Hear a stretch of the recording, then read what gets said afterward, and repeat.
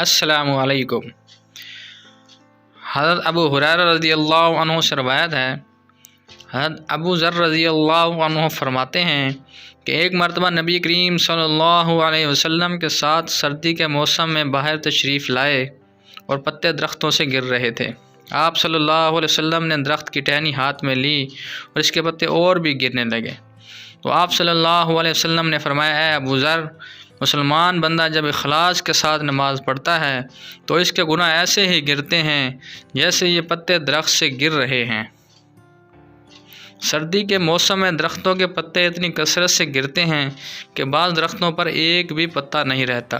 نبی کریم صلی اللہ علیہ وسلم کا پاک ارشاد ہے، اخلاص سے نماز پڑھنے کا اثر بھی ایسا ہی ہے کہ سارے گناہ معاف ہو جاتے ہیں اور ایک بھی نہیں رہتا۔ مگر ایک بات قابل لحاظ ہے کہ نماز وغیرہ جیسی عبادات سے صرف گناہ صغیرہ معاف ہوتے ہیں، گناہ کبیرہ بغیر توبہ کے معاف نہیں ہوتے۔ اس لیے نماز کے ساتھ توبہ استغفار کا اہتمام بھی کرنا چاہیے، اس سے غافل نہیں ہونا چاہیے۔ البتہ حق تعالی شانہ اپنے فضل سے کسی کے کبیرہ گناہ بھی معاف فرما دے تو دوسری بات ہے۔ دوستو، امید کرتا ہوں آپ کو ہماری ویڈیوز پسند آئی ہوں گی۔